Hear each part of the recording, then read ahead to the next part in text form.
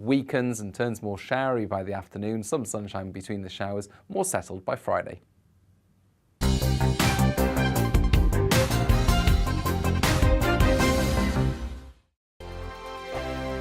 We are GB News. We're right across this great nation. On TV, On radio, on digital. Absolutely everywhere. We don't talk down to you. We embrace all voices. with honest and civilised conversation. We're not part of the establishment. We're one of you. And we're only getting started. Join us on GB News, The People's Channel. Britain's news channel. Every morning from 6 o'clock, we'll wake you up with GB News Breakfast with all the stories you didn't know from the night before. So whether it's serious news, entertainment, or your own views from all over our great nation, we're here to kick off your day with a smile. The national media should be reflecting and reporting what's happening here. You will notice the northwestern accents. Whether you're with us on TV, radio, or online, every morning, it's breakfast from 6 a.m. Hope you can join us. Join us for Ministry of Offence, the comedy panel show that's just like the news, in that the left fights the right and it doesn't really seem to matter who wins. We cover the big stories. It was in fact a troop of baboons and not angry vegans. I like that. And the really important stories. Fat naked cow gets stuck in swimming pool. It's a headline in a lot of local newspapers. Yeah. We're on the same team, Nick. Yeah, but I'm just helping you. Join us for Ministry of Offence, Saturday nights, 8 o'clock on GB News. I'm Dan Wootton. Join me Monday to Thursday from 9 to 11 for the feistiest and most fun news debate on TV, where free speech reigns. I'll bring you a sharp take on the day's biggest stories, bombshell newsmaker interviews, and A-list guests. And I guarantee you, no spin, no bias, no censorship, and no reason to go to bed. That's Dan Wootton tonight, Monday to Thursdays from 9 on GB News.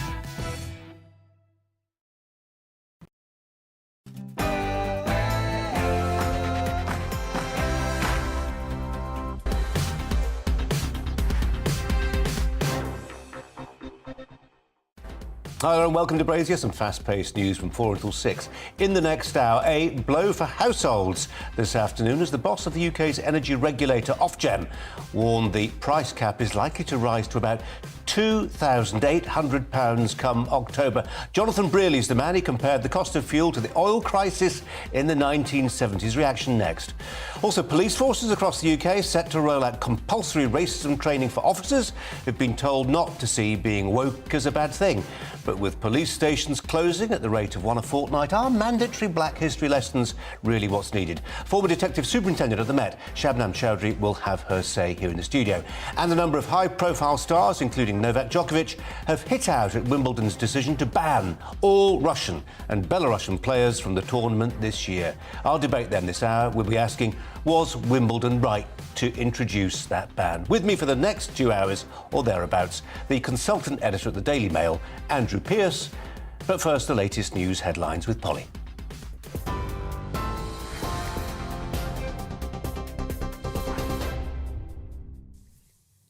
Colin, thank you. The top stories. The Mayor of London, Sadiq Khan, has written to the Metropolitan Police asking for a detailed explanation of the force's decisions over individual cases in the Partygate investigation.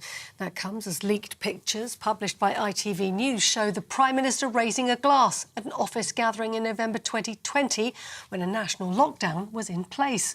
Boris Johnson had told MPs in Parliament there'd been no party that day. The Health Secretary, Sajid Javid, says Sue Gray's report into Downing Street parties is imminent and that the Prime Minister will not respond to it when he has it. I don't know when the Sue Gray report is coming out, but I understand it's imminent. And when that happens, I'm sure the Prime Minister will respond to that. As for the sort of the policing part of all this, you know, the police have a hugely important role to play, but it's independent roles, operationally independent, and I shouldn't comment on that. Well, in other news today, the number of confirmed monkeypox cases in the UK has risen to 71, with 14 new cases identified in England alone. The World Health Organization says the monkeypox outbreak is containable and is working with officials to contain it. The UK Health Security Agency says it's recorded the first suspected human-to-human transmission, though, in Britain. Officials believe the risk to the population remains low, but they're keeping their advice under review. Energy regulator Ofgem expects the energy price cap to rise by more than 40% this coming October. Appearing before a committee of MPs, the chief executive said households could be paying £2,800 a year. He says Russia's invasion of Ukraine means gas prices are volatile, and he called on the government to help those who'll struggle to pay. We do have rules that say they have to offer emergency credit. We do have rules that say companies need to be proactive when someone is what's called self-disconnecting, so when you choose to come off supply. I think the problem we have, and this is a good example of the problem we have within the industry, is there is only so much the industry can do. What we want to do in circumstances like that is, what the government needs to do is to come in and intervene to support those customers. A teenage boy who fatally stabbed a 12-year-old girl over a Snapchat video row has been found guilty of her murder. Ava White was stabbed in the neck in Liverpool city centre on the evening of November the 25th last year. The court heard how Ava and her friends became involved in an argument with the 14-year-old boy and 3 of his friends after the boys recorded Snapchat videos of the group. More than 20 members of Ava White's family cheered as the jury delivered the guilty verdict. West Ham footballer Kurt Zouma has admitted kicking and slapping his pet cat. He pleaded guilty to 2 counts under the Animal Welfare Act. The 27-year-old was forced to apologise after video of the incident was shared by his younger brother online.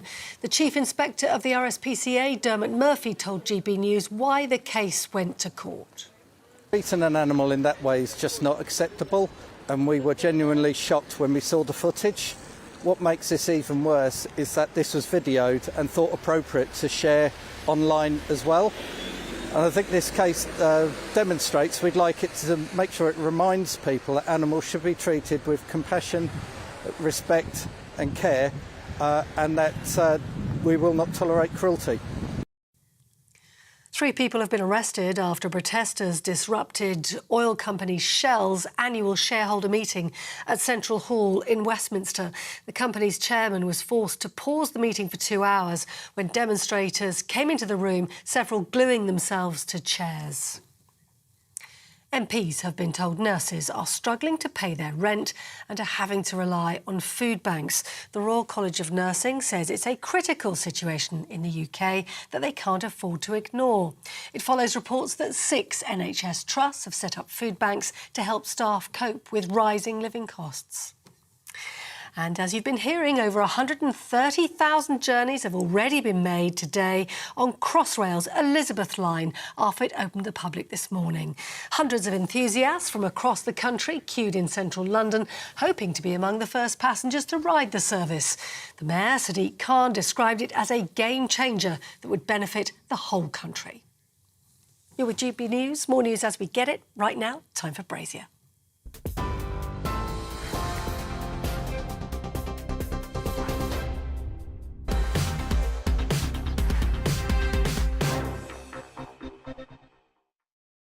Well, we've focused a lot, haven't we, in recent days and weeks on the cost of living crisis. I'm afraid we've got some pretty grim news for you this afternoon at 4:06.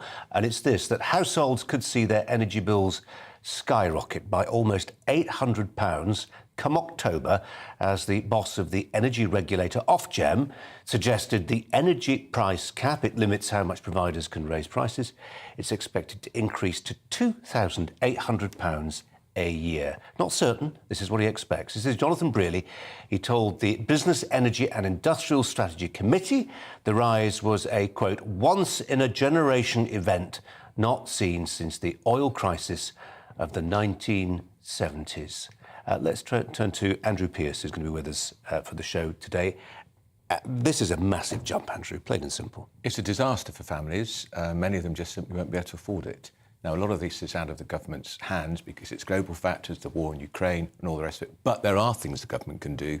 And we know that Rishi Sunak is looking at a windfall tax and various things. He's got to get on with it now. Let's not be waiting to the October budget. He's got to do it in June or July. And I still say the easiest, quickest hit for people watching this programme, Colin, you strip out those wretched green taxes in those bills immediately. That's a direct hit. That's 25%. That was Is it that high? It is almost 25%, I think, on gas and slightly lower on electricity. It might be the other way around. That's an easy start, and just the flight for net zero, that could just be put on hold for a year. And what do we then say to those people who say, well, that money goes somewhere? It's not just a tax that ends up in government coffers. That money goes towards the erection of wind turbines and all the lovely renewables that also then feed into the grid. Well, you say to those energy companies, if you're either going to have a really big windfall tax, or it's going to be slightly less if you invest money in those alternative forms of energy, and immediately, because they are awash with cash, those energy companies.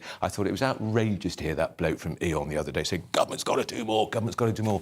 Why doesn't he do more? Why doesn't he cut his prices?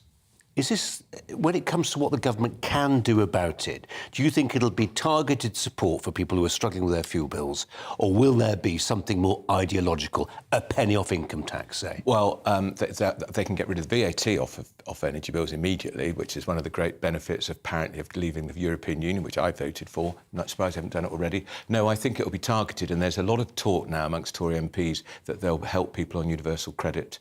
You remember they took the £20 off, which they were given during the pandemic. Maybe some of that is put back on. Tory MPs like Ian Duncan-Smith are arguing that, who's a former Work and Pension Secretary. OK, Andrew, for now, thanks very much indeed. We're going to be getting a reaction from around the UK on this story. It's one of those that it's important. We certainly feel it's important to get out there, listen to what people on the streets of Britain have to say, and we'll share some of their views with you soon. Our next story, all police officers will have to undergo mandatory lessons on black history and ought to be comfortable being labelled woke as part of a plan to tackle alleged racism within police ranks. The Police Race Action Plan, it was launched today, inaugurated after protests mounted by activists from Black Lives Matter, aims to create a police service that is actively anti-racist. It's understood the courses will be tailored to specific force areas. The critics, and they are critics, say compulsory courses on race awareness represent skewed resources at a time when police stations are closing at the rate of about one a fortnight. Others say that bias courses insinuate that all officers are racist. Supporters, they say the disproportionate jailing of black men in particular proves that racism remains an institutional problem that can't be ignored. Let's turn to a former detective superintendent at the Met, Shabnam Chowdhury, who joins me here in the studio. I'm very pleased to say, Shabnam, thanks for coming in. No problem. There's a lot in that introduction there which will, I hate to use the word, but trigger a lot of our viewers and listeners. For them, the word woke is irrecoverable. It's beyond the pale. It suggests posturing of virtue signalling, which does no good. I'll get you to address that question in a second. And they're chary of and wary of the idea of mandatory courses. I don't like mandatory courses. I don't know how you feel about them. But the idea of not having a choice to attend something leaves a lot of people feeling uncomfortable. Well, let's just start with the mandatory courses. This isn't anything new. There's been mandatory diversity training within policing for many, many years. When I joined in '89 and the Met was labelled institutionally racist with the Macpherson inquiry in 1999, we had community race relations training, which people didn't want to do. They were dragged through, kicking their heels and, screaming they didn't want to do it because they didn't want to be labelled individually racist. I get that, because not all police officers are individually racist. But collectively, as an organisation, whether it's the Met or whether it's policing across the UK, institutional racism exists and it's alive and kicking. And that is the main issue within policing. And in order to address community trust and confidence, you've got to acknowledge that institutional racism does exist. Do we acknowledge, however, that the starting point for this, there's a long history, and you go back to Macpherson, Stephen Lawrence and all that sort of stuff, but the proximate cause of this review was what happened in America 5,000 miles away in the genesis of the Black Lives Matter movement, which was then imported to this country. And for many people, BLM is tainted. It's a tainted legacy. It's complicated, but sort of tainted.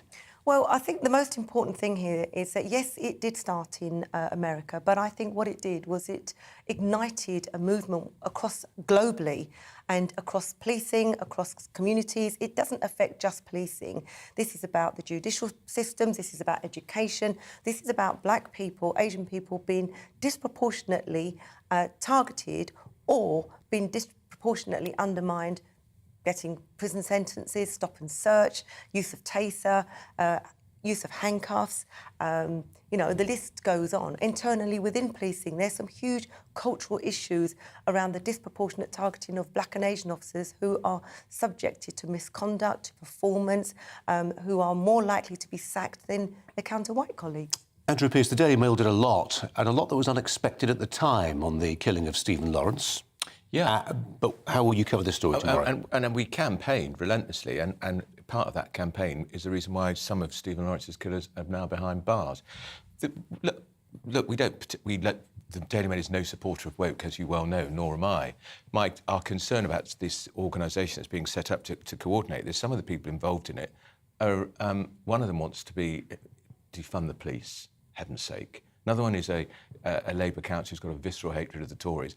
Is it being skewed politically before it even starts? That's my worry. But I hear the expert here, who's in the police force for many years. You presumably experienced racism yourself. I was subjected to negative press by the Daily Mail myself back in 2005. Can't believe that. I know, well, believe it, it's true. You weren't there then, I Andrew. wasn't there. Yeah. No, but my point is, even then, look, policing had moved on a hell of a lot in terms of post-Macpherson. There was some fantastic stuff that came out of policing. But I kind of feel in the last 10 years, it's stalled.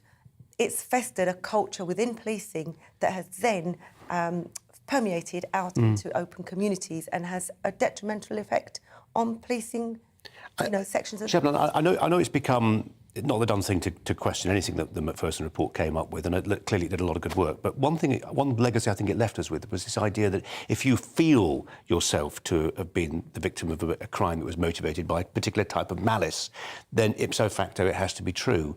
And I think that's been quite corrosive. I think you need to be able to prove something rather than just assert that that was in the mind of the person who stole my bicycle or whatever they did. Well, some people's perception is their reality. However, when it comes to the investigation... Can't believe that. I can't, yeah. But it is. There's an objective reality, and that's tested in the courts, isn't it? Sorry, Mom. Yeah. But when an allegation is made and somebody believes it to be racially motivated, what will happen is it will be fully investigated. It goes to the Crown Prosecution Service. The Crown Prosecution Service will make the decision as to whether or not race did play a factor, and then it will be put through the judicial process. It doesn't necessarily always mean it goes through a judicial process. It could mean, like, neighbour disputes are very common, aren't they? Some may think that this is racially motivated, but actually it's a whole load of stuff of someone throwing rubbish into the other person's garden. One person's Asians, one person's white, and actually the race never played a part. Yeah, but you can see why. If somebody knows, they can get a higher sentence for their neighbour they've had a dispute with by asserting that it was motive. You see what I'm going with? Look, and the fact why I worry about this whole hate crime movement is if the person who's the victim of the crime thinks it's a hate crime, the police assume it's a hate crime. So if somebody called me a fat, well, they wouldn't call me a fat puff, but if someone said, you horrible puff, I wouldn't regard it as a hate crime. I would just think they're ignorant. And I wouldn't regard it as a hate crime. But in the modern world, that would be down, no doubt, as a hate crime, and all the resources of the police would be investigating it. Well, that's mad. Yeah, that's mad. But the fact is, it would be a hate crime. But it's stupid. Yes, but because he doesn't hate me, the man who said that. It's just a stupid term of casual abuse. But the fact is, it is a hate crime, and if you reported it, then it would be investigated as such. But the fact is, people are entitled to report allegations and, hurtful comments or those that affect them because they actually happen to be different.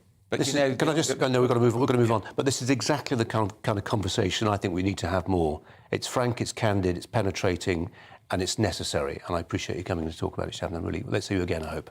Thanks very much indeed. We're going to move on with this story. An inquiry by MPs has found that the UK's withdrawal from Afghanistan last year was a disaster and a betrayal that will damage the nation's interests for years. The Foreign Affairs Committee said there had been, quote, systemic failures of intelligence, diplomacy and planning. The chairman of the committee, Tom Tugendhat, said there had been a failure to lead at a time when lives were quite literally being lost. The Foreign Office defended its handling of the withdrawal and said it would look at the findings. Well, let's turn to a former British Army interpreter interpreter in Afghanistan, Zabi Zilmal, who joins me now. He escaped with his wife and children, but still has family relations in Afghanistan. Welcome to you, and thanks for your time today. Let's start with those relations who are still in Afghanistan and the future for them. What are their lives looking like right now? Hi, thank you for having me.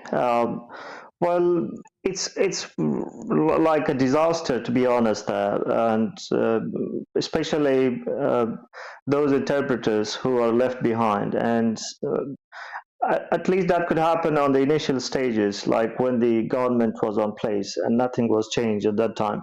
But some people were rejected just for minor issues, and their case has been rejected, and they were not able to come over to UK. And that's one of the biggest challenges at that time. But the government could do better at that time. But now, still, the people who are left behind, some of them have escaped to Pakistan, to Iran, and some of them are displaced within Afghanistan and living in total, in total hiding. Yeah. Zabi, I was listening to an interview this morning where it was almost presented events in Afghanistan with withdrawal as if it was Britain's decision to withdraw. That's not how it happened, was it? The reason the withdrawal happened, and happened in the chaotic way it did and so quickly with the loss of life that then ensued, was because of a decision taken in Washington by Joe Biden. Yes, that's true, but that I would say that was a bad politics that have been played. At least they have run the government for almost 20 years, and they could have done better. And nobody would wanted to like the NATO forces to leave Afghanistan. Everyone was happy that especially Americans and British to stay there. And that was the initial plan, but later on that changed. Zabi, just a final thought on your situation now. And it's a lot of people who came from Afghanistan have ended up in hotels. What's your story?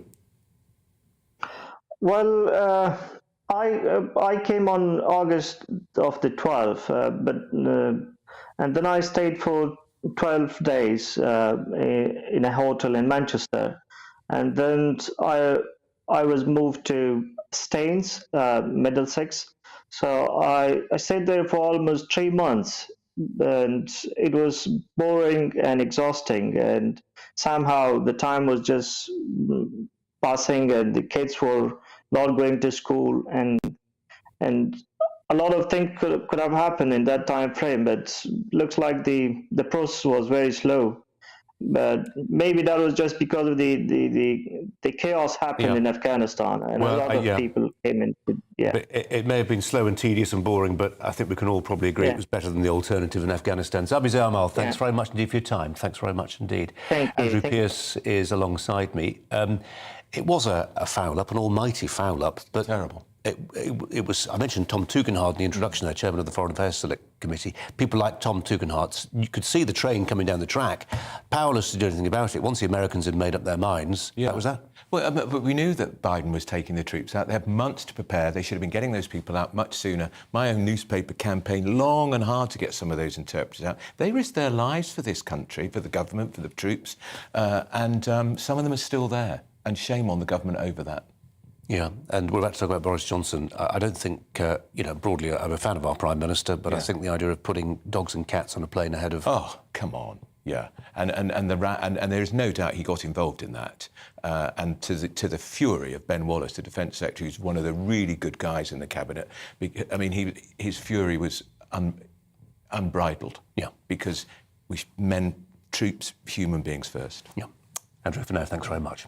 I mentioned Boris Johnson. He's facing fresh questions after photographs showing the Prime Minister drinking at an event during COVID lockdown were published. The pictures released by ITV News believed to show the Prime Minister at a leaving party on the 13th of November 2020. One person who attended the event was fine, but the PM not.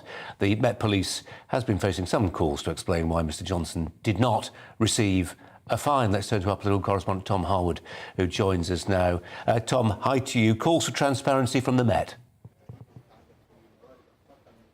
Yes, certainly, because it does seem on the face of it that there are some inconsistencies with the way that investigation resulted in those fixed penalty notices going to some people who attended events for some time, but others for not. And potentially one of the reasons there is that the Met may well have been looking at not just who attended those events, but for how long they were there at those events and what they did in those events. By all accounts, the Prime Minister at this particular leaving event on the 13th of November 2020 walked into the room, stayed in the doorway, had his red box with him and raised a glass of wine as he gave a leaving speech. Now, if he left shortly after giving that speech, few would assume that that was a party. However, if he had stuck around into the many hours after in that office drinking and chatting, potentially that would then become a social event. That might be one of the reasons as to why there is a differentiation there, but ultimately the police haven't explained why there is that differentiation, and so potentially that raises more questions. And it's notable that the acting head of the Met will be appearing before the London Assembly on Thursday. No doubt many questions to this end will be asked of him, but potentially that will not be necessary because, of course, we're expecting that Sue Gray report to come out most likely tomorrow. Of course, if it comes out any later than that, Parliament will need to sit for longer than it ordinarily does. MPs often going home around lunchtime on Thursday. Wednesday seems like the sensible time at which this report may be published, potentially around midday tomorrow, and then maybe the Prime Minister would answer questions on it tomorrow afternoon in the House, because we do know now that the Prime Minister is hosting a meeting of the 1922 committee, all those backbench Conservative MPs, tomorrow evening. That seems to be something that would fit with that time frame, and potentially this report going into all of the detail that it does, releasing all the photographs that it will, potentially that will provide quite a few more answers for everyone with regard to this situation. Tom, thanks very much indeed. Andrew Pearce, will the editor of your newspaper give many pages over to this story when it breaks? Yeah, I mean, our readers, I think probably where a lot of your viewers are, we think, oh, God's sake, move on, get it done. But this report has been such a long time coming, it will be forensic. And I do think the mood music has changed a bit for the Prime Minister in the last 24 hours, just because that was clearly a party. Yeah. OK, Andrew Finnair, thanks very much indeed. Coming up, there's a warning that power blackouts, petrol shortages and empty shelves loom if rail unions vote to strike. At least 4 in 5 services could be cancelled if the RMT union chiefs win support tomorrow for summer walkouts. Back in a moment.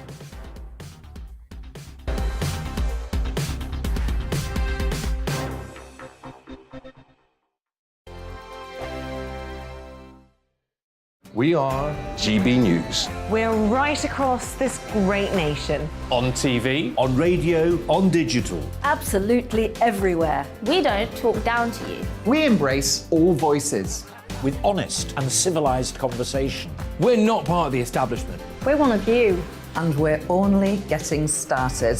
Join us on GB News, the People's Channel, Britain's news channel. Every morning from 6 o'clock, we'll wake you up with GB News Breakfast with all the stories you didn't know from the night before. So whether it's serious news, entertainment, or your own views from all over our great nation, we're here to kick off your day with a smile. The national media should be reflecting and reporting what's happening here. You will notice the northwestern accents. Whether you're with us on TV, radio, or online, every morning, it's breakfast from 6 a.m. Hope you can join us. Join us for Ministry of Offence, the comedy panel show that's just like the news, in that the left fights the right and it doesn't really seem to matter who wins. We cover the big stories. It was in fact a troop of baboons and not angry vegans. I like that. And the really important stories. Fat naked cow gets stuck in swimming pool. It's a headline in a lot of local newspapers. Yeah. We're on the same team, Nick. Yeah, but I'm just helping you. Join us for Ministry of Offence, Saturday nights, 8 o'clock on GB News. I'm Dan Wootton. Join me Monday to Thursday from 9 to 11 for the feistiest and most fun news debate on TV, where free speech reigns. I'll bring you a sharp take on the day's biggest stories, bombshell newsmaker interviews, and A-list guests. And I guarantee you, no spin, no bias, no censorship, and no reason to go to bed. That's Dan Wootton Tonight, Monday to Thursdays from 9 on GB News.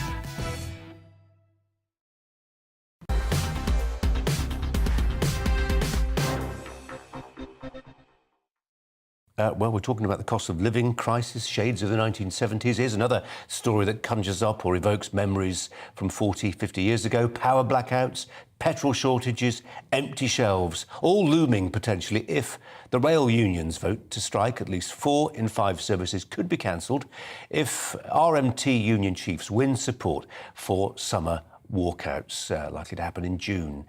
Freight trains supplying critical power plants would be severely disrupted, and that would hit electricity supplies to millions of homes as well. Let's turn to former political secretary to Tony Blair, John McTernan, who joins us now.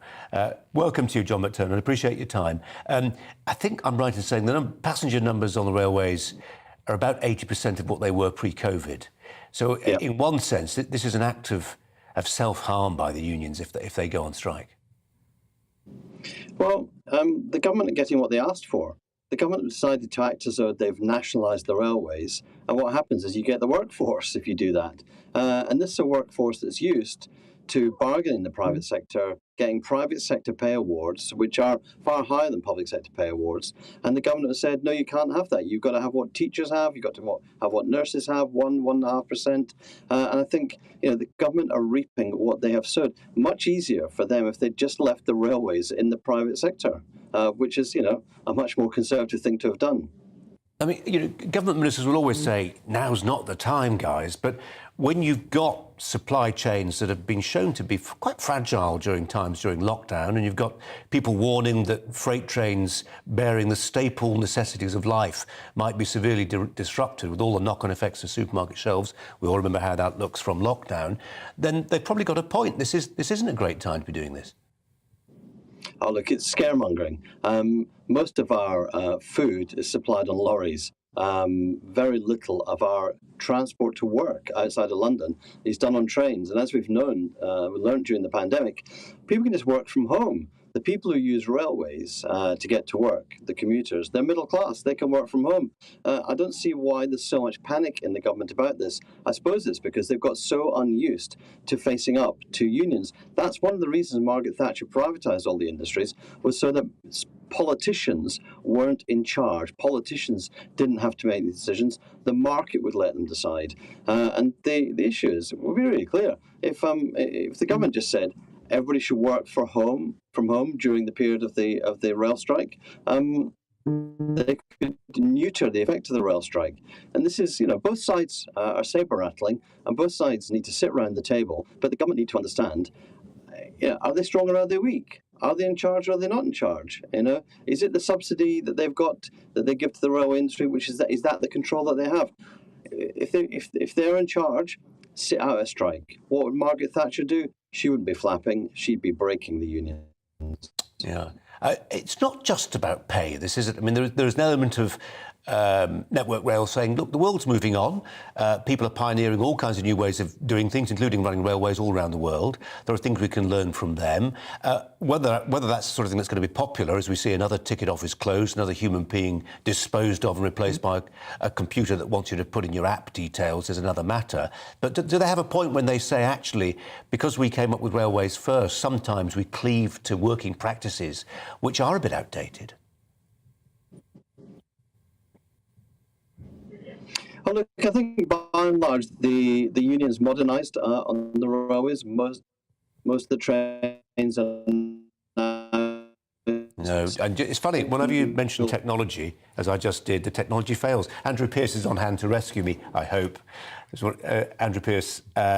it's funny, we were talking about ScotRail, weren't we? I know it's a separate dispute in Scotland, where, frankly, those trains would not run were it not for the goodwill, I don't want to use the word greed, but willingness to work overtime and earn the money from overtime that drivers have there. I know, and that's gone into public ownership in Scotland, and 30% cuts in services, which will mean jobs are going to go. That's going to happen here. And this RMT strike Colin. Under no doubt, it's not just about pay, it's about damaging the Conservative government. This is a virulently hard-left political organisation, campaigning organisation. They're not even affiliated to the Labour Party anymore because the Labour Party is far too right-wing for them. They want to cause trouble. There's Marxists and Stalinists in that executive, and it's all about really trying to wreak havoc. They're talking proudly about bringing the country to a standstill. Why would they be proud to do that? Because that would affect all sorts of other people, won't be able to get to work. John McTernan's very fond of saying, oh, only middle-class people use trains. No, lots of people on zero-hour contracts are on trains, lots of poorer people who work in hospitals, ancillary workers,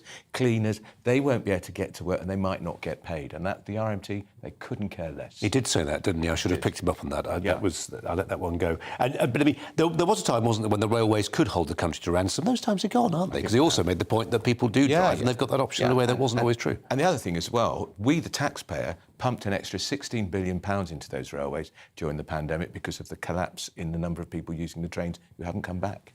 Andrew Pearce, thanks very much indeed. Coming up after the break, we'll be reflecting all the day's news stories, including my Brazier angle, a take on parenthood and whether or not it's worth it, after suggestions on Mumsnet, not for the first time, that it probably isn't. We'll also debate the big topic of the day, was Wimbledon right to ban Russian and Belarusian players? First, we'll bring you up to date with the latest news headlines with Polly.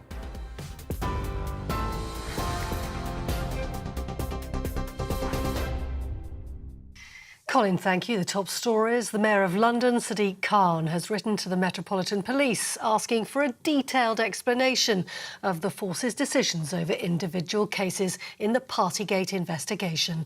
That comes as leaked pictures published by ITV News show the Prime Minister raising a glass at a leaving do in November 2020 when a national lockdown was in place.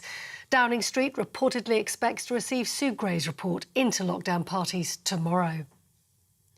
The energy regulator Ofgem expects the energy price cap to rise by more than 40% in October. The chief executive, Jonathan Brearley, says households could be paying £2,800 a year because the war in Ukraine means gas prices are highly volatile.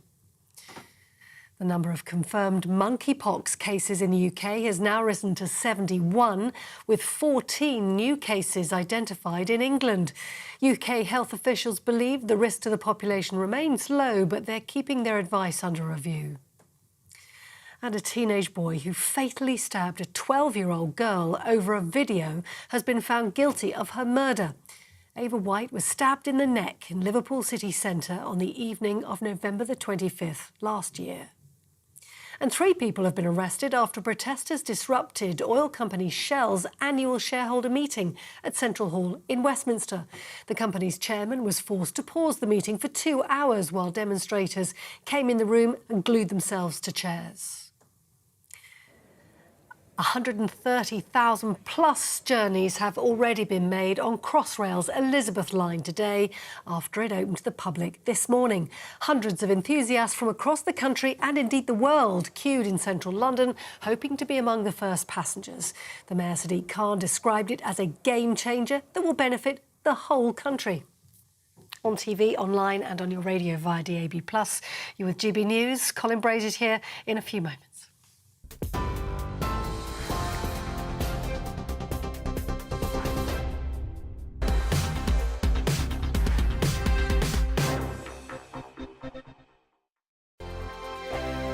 We are GB News. We're right across this great nation. On TV, on radio, on digital. Absolutely everywhere. We don't talk down to you. We embrace all voices.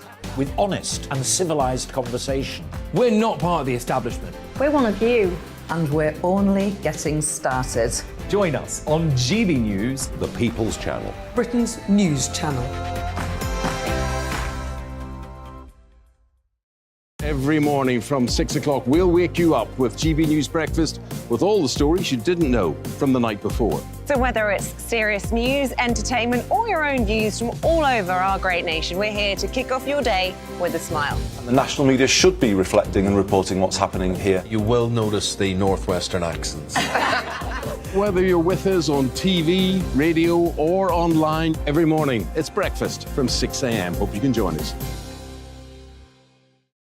Join us for Ministry of Offence, the comedy panel show that's just like the news, in that the left fights the right and it doesn't really seem to matter who wins. We cover the big stories. It was in fact a troop of baboons and not angry vegans. I like that. And the really important stories. Fat naked cow gets stuck in swimming pool. It's a headline in a lot of local newspapers. Yeah. We're on the same team, Nick. Yeah, but I'm just helping you. Join us for Ministry of Offence, Saturday nights, 8 o'clock on GB News. I'm Dan Wootton. Join me Monday to Thursday from 9 to 11 for the feistiest and most fun news debate on TV, where free speech reigns. I'll bring you a sharp take on the day's biggest stories, bombshell newsmaker interviews, and A-list guests. And I guarantee you, no spin, no bias, no censorship, and no reason to go to bed. That's Dan Wootton tonight, Monday to Thursdays from 9 on GB News.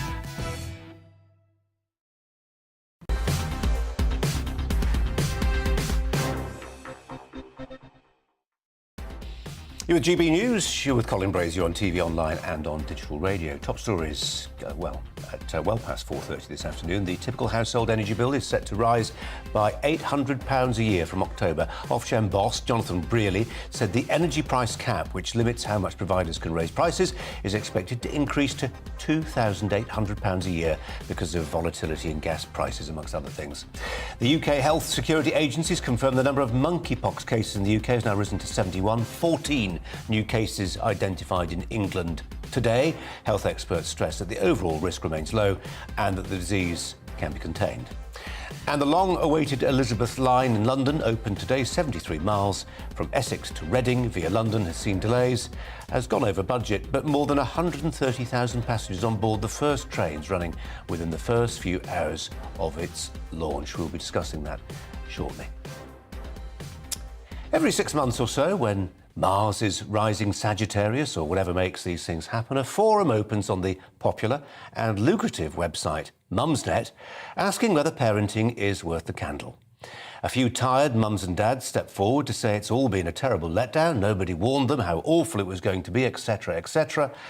And then a few more Mumsnet users pop up to praise them, how brave they've been to describe parenting as it really is, as if they'd just broken the mafia's code of omerta or outed themselves as recreational cat kickers. If there is a parent out there who really didn't know what they were in for by having kids, well, that says more about them than anything else. Wake up and smell the nappy. Having children is what it's always been, an act of unconditional giving, giving life to the future, but also hope to those who are disappearing into the past, most notably grandparents. In the West, more people than ever cannot or will not make this sacrifice. The birth rate in Britain is nosediving at a rate you're probably unaware of, and is so low we have no chance of funding the NHS in decades to come without importing millions and millions of workers from countries which face their own demographic crises, oftentimes themselves. The most common family unit in the UK is now the only child. Actually, that's not quite true. The most rapidly growing family unit in the UK is the non-child family, formerly known as a couple. Often this involves personal tragedy. IVF is a miracle, but it doesn't work for everyone. I've talked to my older daughters about this, about how the contraceptive effect of student debt and the prospect of lost career momentum pushes back the fertility window until sometimes it can't be jimmied open anymore. What to do about it? Most countries shrug their shoulders. They tell themselves having children is a private matter. Indeed, a growing number of people see not having kids as an act of civic good. It'll help the environment. They conveniently choose to ignore the fashion for solitary living. 8 million Britons now live alone, and they all need homes. The Greens, who deplore family expansion, should be blaming family dissolution, at least sometimes. They won't. It's easier to blame the unborn than it is, for instance, a divorced friend. But shoulders aren't being shrugged everywhere. In countries like Singapore, extraordinary perks are on offer to parents. In Hungary, a country which gets many things wrong, they have, in my view, got support for future taxpayers, workers and consumers exactly right. IVF there is nationalised, it's free. A Hungarian mother of 4 pays how much income tax, do you think? How much income tax? Mother of 4 in Hungary? Absolutely nothing. Because in countries like Hungary and Singapore, the penny has dropped. They understand what those naive parents on Mumsnet somehow didn't divine until it was too late, that parenting is bloody hard work, tough yakka, frequently miserable. As a father of 6, I know this to be true. But it's also, in times of peace, the most heroic thing many of us will ever do. It provides moments of utter transcendence and the kind of joy that only self-sacrifice can bring. But what it doesn't do is what it once did. No longer, as an economist friend of mine says, can parents capture the economic rents of child rearing. We don't send them out into the fields to bring the harvest in anymore. The financial traffic is now all one way. We pay for them as if they were a lifestyle choice, which for many of us is exactly what they've become. Countries which increasingly offer incentives to parents, the process in the jargon is known as pronatalism, have cottoned on to this. They've realised that for many of us, parenting requires a bribe. I hope it works. There are early signs that in Hungary it has. But I also wish we could see kids as more than numbers on a nation's balance sheet, more even than instruments of a childless adult's personal development. I wish we could see the good children do to other children. There's lots of talk about the cost of living crisis right now. There is no talk in a country which, I repeat, now has more only children than any other type of family unit, about a different kind of deprivation. The children who are denied, out of choice or circumstance, a brother or a sister. I have a name for it: sibling poverty.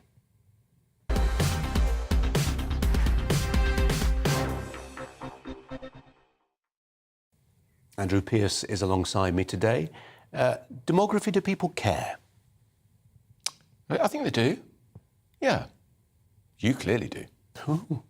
Yeah, no, I think so. You think it's a private matter? In a sense, I do a bit. I think, why do you have to keep talking about these things? Because the future's pretty grim without talking about it. We are absolutely burying our head in the sand. Yeah. Not everybody is. I mentioned some countries that aren't. Yeah. I'm fascinated about what's happening in Hungary. Mother of all paying no tax. How did you not? You see, people don't know. I mean, no, this is a major Western European country. Yeah. I know it's got some very well-documented problems of governance. It's part of the EU. Yeah. And of course, we are the most taxed country, probably the most taxed country in Europe, and we're the most taxed we've ever been in 70 years. It's not making it easier for people to have children. I think we've actively gone about making it very, very difficult for children to have. Student debt is a massive problem. You know, look at my daughters, Andrew. They will, they're going to, most of them, I think, will go to university. They'll accrue huge amounts of debt. They'll maybe do a year's travelling. Yeah. And then they'll maybe try and find a suitable boyfriend. Lots of hopeless men out there who are commitment phobes. Good luck to them. Maybe they find a woman a man who's prepared to stick. And then they get on the mortgage ladder once they've travelled around the country a bit to, making sure to their employer that they're willing to be flexible and mobile. And then maybe in the early 30s, they think about a family. We've done everything we can haven't we, to make it difficult. More and more difficult, and marriage has fallen out of favour too. Call me old-fashioned. But it has fallen out. What those figures the other day showing that the marriage has fallen to its lowest level for, 100 years or something? Back to the days when George V married Mary. I mean, marriage has really gone. There used to be tax incentives to get married, as you know. Long gone. Andrew, thanks very much. Our debate this hour, we're asking, was Wimbledon right to ban Russian and Belarusian players? Novak Djokovic has hit out at Wimbledon's decision to ban all Russian and Belarusian players and supports the decision by the ATP Men's Tour to withhold ranking points from that tournament as a show of unity among players.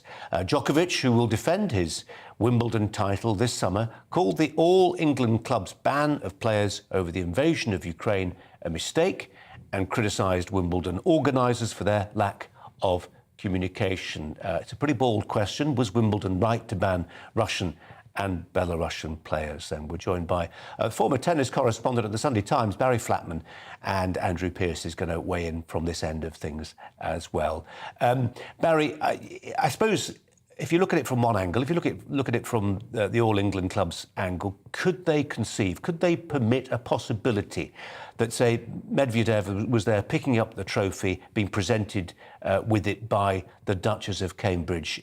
The country would not have worn it. Well, I would disagree. If you look at the ongoing French Open, the Russian and Belarusian players are all competing. It's just when their names are mentioned, their names are printed, there is no name of their country behind it. They're a blank space. And I think if you question all of these players, the majority of them are against the war. They don't want to see Ukraine fighting to survive. There are some Ukrainian players that are very popular amongst their peers, and they stand up proudly for their country. Andrew, there's an argument that if you'd let the Russian or Belarusian players play, you could have provided them with a platform to make an anti-war protest. Yeah, but they might not have. And the worry is that if you make the point about the Duchess of Cambridge, if Russia win, just as in the Eurovision Song Contest, banned from the Eurovision Song Contest, Putin was wounded by the fact Ukraine won, and the whole world knew Ukraine won, and the whole of Russia knew Ukraine won, and I think you've got to do everything you can so that the Russian people, the ordinary people on the streets of Russia, know why their country has become an international pariah state. And I'm sorry sport's been dragged into it, but sport's a very, very effective means of getting that point across. Many young people, older people saying, why aren't we in Wimbledon? Why weren't we in the Eurovision? And they've got to know because of Putin's illegal war. And it's tough, particularly on Medvedev, because he's a great player, and I'm sure he could have perhaps made a statement, but I haven't heard him make a statement condemning the Russian invasion of Ukraine. Perhaps I've missed it. And Barry, that's the problem, isn't it? It's nice to think that people might use Wimbledon as a platform to inveigh against President Putin, but we think back to that athlete, don't we, who chose to wear a vest emblazoned with the letter Z, and that went round the world. Yes, yeah. I think the more likely scenario is that Putin uses Russian success as a propaganda tool. That's what Wimbledon are frightened of. Now, the French Open at the moment, the Australian Open, the US Open that will come in the autumn, I don't think they will be concerned about that. But Wimbledon are very much towing the line of the British government, and they're refusing to allow the Russians and Belarusians in. And Barry, just on the tournament's validity now, I mean, some, without points, it becomes an exhibition tournament, say some. Without points, it becomes less attractive to world-class players. Will it be a pale imitation of what it has been? Possibly, and, certainly in terms of the men's field, they're a bit low on the ground on big names. No Federer, no Andy Murray. So that is a possibility. And Andrew, it's a possibility that will disappoint people who really love their tennis and love this punctuation mark in the year that comes round every summer for a fortnight of pleasure in tennis. It'll still be a great spectacle, but I'm sorry if people are disappointed about the tennis, but we have to do everything we can, and Barry's quite right, to deny Putin the propaganda coup of a Russian player lifting the Wimbledon trophy. I don't know when a Russian last won it, if in fact they ever have. He would milk it for everything it's worth, and we can't let him do that. Barry Flatman and Andrew Pearce here in the studio. Gents, thanks both very much indeed. Coming up after the break, I'll give you the rundown of today's 5 to 5. 5 stories we'd like to tell you about before 5 o'clock. But first, we'll bring you the weather. Hi there, I'm Aidan McKibben. Some big, beefy shower clouds have popped up across the UK, and there'll be further heavy showers for the rest of the day, interspersed by some sunny spells, increasingly so from the west later as a little ridge of high pressure starts to move in. Low pressure currently towards the northeast of the UK, though, is helping to drive a lot of these showers in from the west and the northwest. And these showers are lively, hail and thunder mixed in with some of the heavier downpours. Increasingly, though, through the evening they'll be focused into the east, and they will die away through the night, with clear spells then turning up. Lengthy clear spells for the Midlands, eastern Scotland, East Anglia and the southeast, where temperatures will fall into the single figures, perhaps low single figures in some sheltered spots. But towards the west, wet and cloudy weather turns up by the end of the night, 10 Celsius at dawn, and increasingly windy as well, so not so pleasant as we start things off Wednesday morning across Scotland, Northern Ireland, Western England and Wales. Wet and windy. Doesn't last too long. It's replaced by sunny spells and showers as the cloud and outbreaks of rain push southeastwards. And it's going to be a breezy day, so it's going to feel cool in that breeze. 19 in London, 16 in Belfast, 16 in Glasgow, and, well, with that breeze it will feel decidedly cool. Now into Wednesday evening, the rain and showers clear away most places apart from northern and western Scotland as well as Northern Ireland. Clear spells for a time, but cloud will increasingly arrive from the west once again, and it will turn damp for Northern Ireland, parts of Wales as well as southwest Scotland. Temperatures holding up through the night because of the breeze. Most places will see lows of 10 to 12 Celsius, perhaps a couple of degrees lower under any prolonged clear spells. But it is a damp start to Thursday for Northern Ireland, Northern England, parts of North Wales, southern Scotland. That rain increasingly sinks south, weakens and turns more showery by the afternoon. Some sunshine between the showers, more settled by Friday.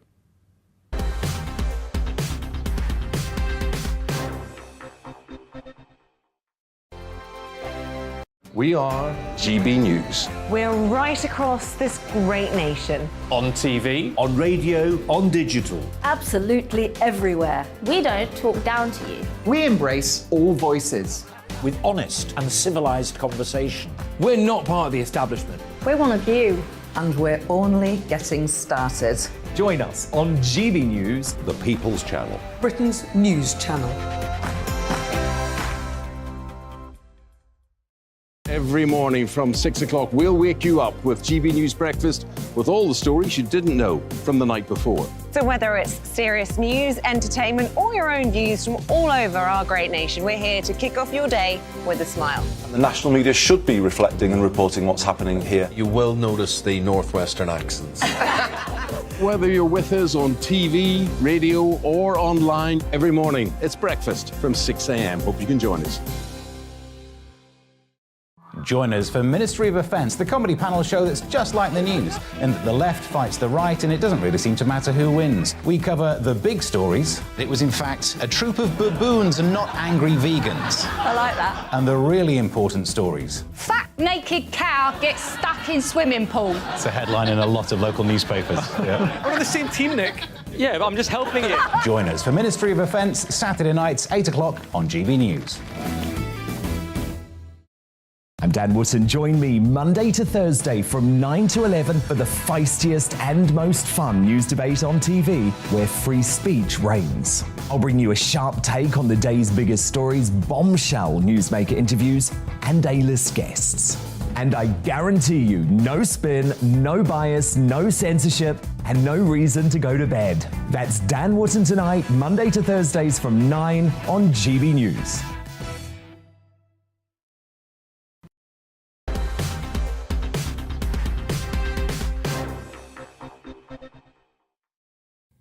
It's coming up to 5 to 5, therefore, 5 things you might want to know about before 5 o'clock. At 5, West Ham footballer Kurt Zouma has admitted kicking and slapping his pet cat. Appearing in court, he pleaded guilty to 2 counts under the Animal Welfare Act. GB News reporter Ellie Costello was at Thames Magistrate Court. Well, today, Kurt Zouma, the West Ham defender, pled guilty to 2 charges of causing unnecessary suffering to an animal, namely kicking a cat in the abdomen and slapping the animal around the head. This was seen in a viral video earlier this year. His younger brother, Johan Zouma, joined him in the dock. He plays for Dagenham and Redbridge Football Club, and he pled guilty to aiding and abetting the unnecessary suffering of an animal. He actually filmed that viral video and posted it to his Snapchat account. Well, the judge has now adjourned the case until sentencing on the 1st of June. That's Ellie Costello. At 4, there are reports of Prince Andrew's meeting the Queen every day as he tries to restore his reputation with the public and his mother before her Platinum Jubilee celebrations get into full swing. According to the Mail, the Duke of York, who earlier this year agreed to settle the sex abuse scandal case before it reached a jury, is making visits with the monarch at Windsor Castle. He strongly denies the allegations against him, of course. At 3, Transport for London says 130,000 journeys had been made by midday today on the new Elizabeth line in London. The £19 billion project, which links Reading and Essex via central London, opened this morning. Our reporter Alice Porter was there. Well, it may be 3.5 years late and £4 billion over budget, but the Elizabeth line has finally opened. The 73-mile track runs from Berkshire into central London and onto Essex, and it's going to make an enormous difference to commuters, many of which have woken up today to find that their journey times have been halved. At 2, a church in Birmingham, a modernist theatre in London, and 2 markers on the M62 Transpennine motorway. Some of the sites given protected status to celebrate the Queen's Platinum Jubilee. The selections were made based on advice from Historic England. They're intended to reflect the social, technical and cultural changes that have taken place during the last 70 years of Her Majesty's reign. And at 1, the BBC has apologised after a message appeared on the news channel saying Manchester United are rubbish. Well, there it is. Apologies if you're listening on radio. It does say Manchester United is rubbish on the BBC News channel. The text mistakenly popped up on the news ticker at the bottom of the screen during a tennis update just after 9:30 on Tuesday. An official BBC statement said there was a technical glitch during training with our test ticker, which rolled over to live programming for a few seconds. 5 things you might want to know before 5 o'clock this afternoon. Andrew Pearce alongside me. What caught your ear, Andrew? I'm very amused by the Manchester United. I know nothing about football, but I know they've had a shocker of a season. A shocker. Prince Andrew, he's got nothing else to do. He lives very close to the Queen in Windsor. He is her favourite son. For the very obvious reason, the Queen didn't spend as much time with Charles and Anne as they were growing up. She spent a lot more time with Andrew and Edward. That was her decision. So she is very close to him, and she's very sorry about what's happened to him. She believes him, even though he wrote a cheque for £12 million to a woman he says he doesn't remember meeting. And it's very, very sad that this has all happened in her Platinum Jubilee year. On the plus side, we've got the Elizabeth line. Fantastic, and I can't wait to go and use it, actually. I've got family in Essex, Chelmsford, so I'm going to use it. Well, I just think it's... I was inviting Nigel Farage on to talk about his early train spotting years. Hitherto a secret, I think, between us and the viewing public. I mentioned this story to him. He said, well, I used to stand on the end of Clapham Station with, occasionally, very occasionally, recording train numbers. I've never been a train spotter. I love the idea of train spotting. I hate them being pilloried as sort of soft targets. Why not? There was somebody from Canada who flew over just to be on this train this morning. Clearly a lunatic, but why not? Yeah, and look, I was brought up in Swindon, which was a great railway town, and the railway station was swamped with train spotters, with their swapping numbers and swapping stories. You could always tell who they were. Well, they just looked a certain. We're in danger of talking ourselves into some trouble, I think. Yeah. And finally, just the M62 being labelled, well, given protected status. Why? And I thought that first building that plopped up, you wouldn't give that protected status. Why do they always pick these ugly old places? I think we like the idea, though, don't we, of saying let's reflect on what has been an enormously change-ridden reign of 70 years, and things. The fact that she's still as popular at 70 years as she was 50, 60 years ago, she's managed that great gift of keeping the monarchy updating with time as technology has changed. So the monarchy has, whether it's paying tax, the more accessible. Her accent, for instance, is nothing like it was 50 years ago. Wow. You think about that speech when she was 21, pledging her whole life of service, no matter how long or short, when she was in South Africa, and compare it to the Queen now, completely different. She still speaks a bit posher than you and me, but nothing like she used to. Yeah. For now, thanks very much indeed. Absolutely fascinating. More of those stories to come. We'll still try and get Nigel Farage on to talk about train spotting, if we possibly can. It's almost 5 o'clock. You're with Colin Brazier.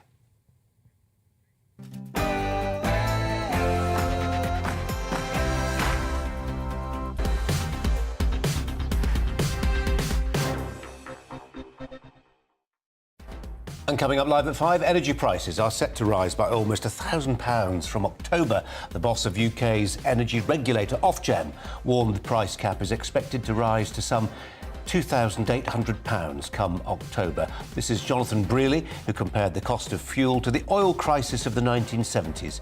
We'll find out how it's going to impact some people across the UK next. Also, police forces across the UK set to roll out compulsory racism training for officers who've been told not to see being woke as a bad thing.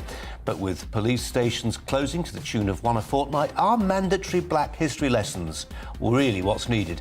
Police and Crime Commissioner for Hampshire and the Isle of Wight, Donna Jones, will have her say. Our debate this hour will discuss whether parenting is rewarding enough to make it worthwhile. On a Mumsnet forum, one mother of two questioning just that after she asked if women are oversold the idea of motherhood as girls, discussing that with the head of podcasts at Dadsnet and mother of four, Belinda DeLucy.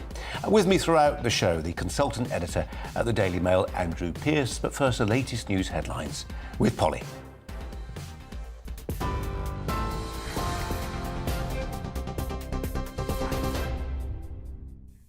Colin, thank you. The top stories. The Mayor of London, Sadiq Khan, has written to the Metropolitan Police asking for a detailed explanation of the force's decisions over individual cases into the Partygate investigation. That happened as leaked pictures published by ITV News show the Prime Minister raising a glass at an office gathering in November 2020 when a national lockdown was still in place. Boris Johnson had told MPs in Parliament there'd been no party that day. The Health Secretary, Sajid Javid, says Sue Gray's report into Downing Street parties is imminent and the Prime Minister will respond to it when he has it. I don't know when the Sue Gray report is coming out, but I understand it's imminent. And when that happens, I'm sure the Prime Minister will respond to that. As for the sort of the policing part of all this, the police have a hugely important role to play, but it's independent roles, operationally independent, and I shouldn't comment on that. The number of confirmed monkeypox cases in the UK has now risen to 71, with 14 new cases identified in England. The World Health Organization says the monkeypox outbreak is containable and it's working with officials to contain the spread. The UK Health Security Agency says it's recorded the first suspected human-to-human transmission in Britain. Officials believe the risk to the population remains low, but they're keeping their advice under review. Energy regulator Ofgem expects the energy price cap to rise by more than 40% in October. Appearing before a committee of MPs, the chief executive said households could be paying £2,800 a year. He says Russia's invasion of Ukraine means gas prices are highly volatile, and he called on the government to help those who struggle to pay. We do have rules that say they have to offer emergency credit. We do have rules that say companies need to be proactive when someone is what's called self-disconnecting, so when you choose to come off supply. I think the problem we have, and this is a good example of the problem we have within the industry, is there is only so much the industry can do. What we want to do in circumstances like that is, what the government needs to do is to come in and intervene to support those customers. In other news today, a teenage boy who fatally stabbed a 12-year-old girl over a Snapchat video has been found guilty of her murder. He's been warned he faces a life sentence. Ava White was stabbed in the neck in Liverpool city centre on the evening of November the 25th last year. The court heard how Ava and her friends became involved in an argument with the 14-year-old boy and 3 of his friends after the boys recorded Snapchat videos of the group. More than 20 members of Ava White's family cheered as the jury delivered the guilty verdict. The West Ham footballer Kurt Zouma has admitted kicking and slapping his pet cat. He pleaded guilty to 2 counts under the Animal Welfare Act. The 27-year-old was forced to apologise after video of the incident was shared online by his younger brother. The Chief Inspector of the RSPCA, Dermot Murphy, told GB News why the case went to court. Treating an animal in that way is just not acceptable, and we were genuinely shocked when we saw the footage. What makes this even worse is that this was videoed and thought appropriate to share online as well.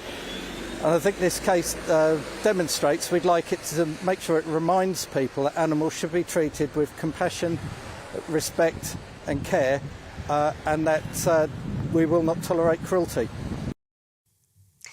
MPs have been told nurses are struggling to pay their rent and are now relying on food banks.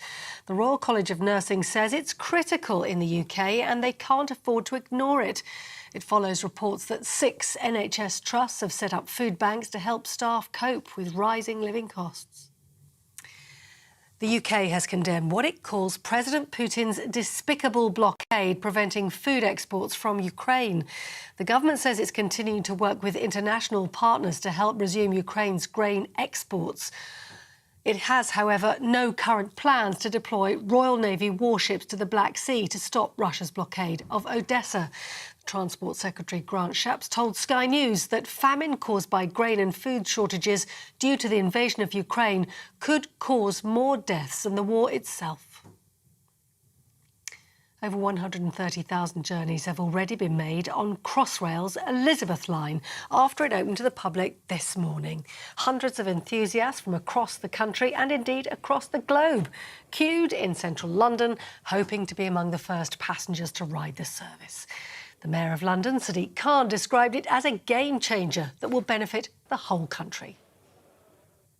You're with GB News, more news as it happens. Now, back to Brazier.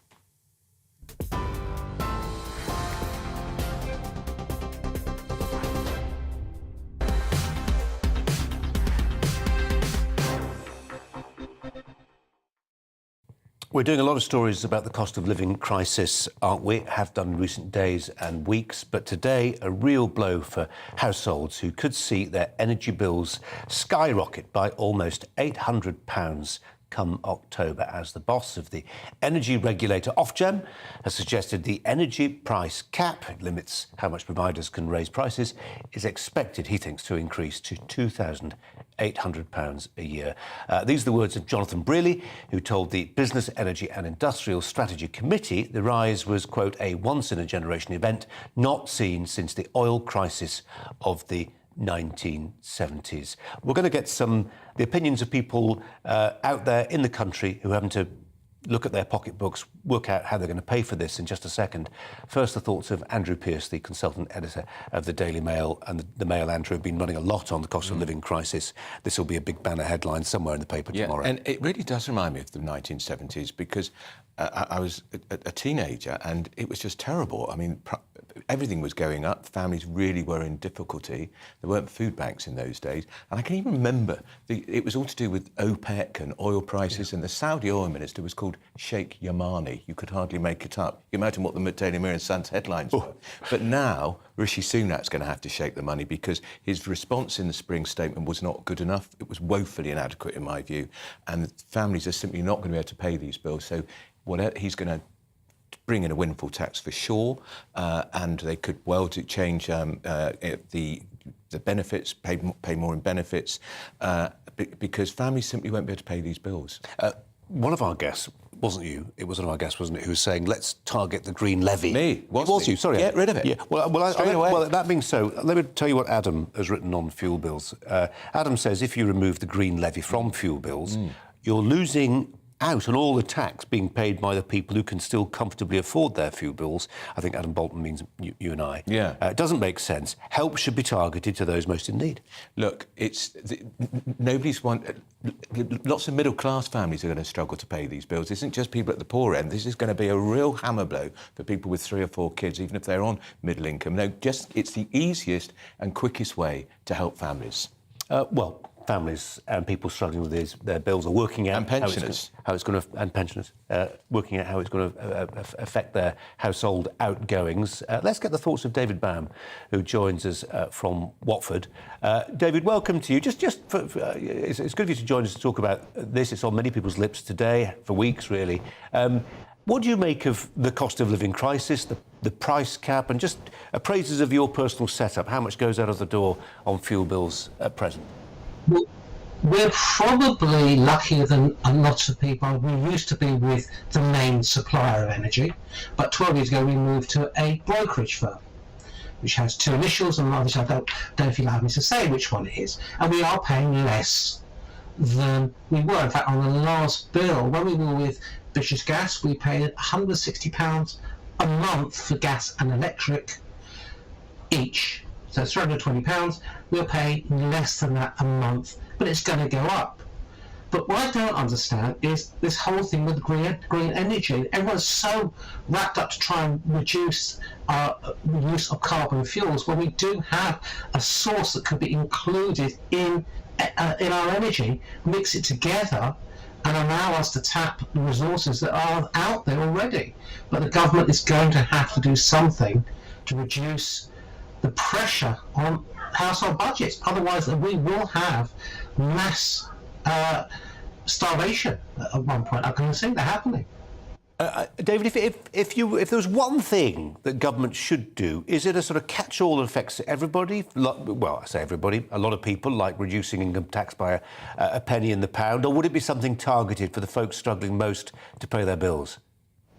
the problem is you can't sort of say have a catch-all, because let's face it, someone who's on a very good salary, yes, they will still have to pay pro rata the same level of increase as anybody else, but they will not be affected as badly as, say, Mrs. Jones, who's struggling on income support, or Mr. Brown, who's on a pensioner who is struggling to even eat as it is at the moment, and we're not even in winter, we have no heating going on.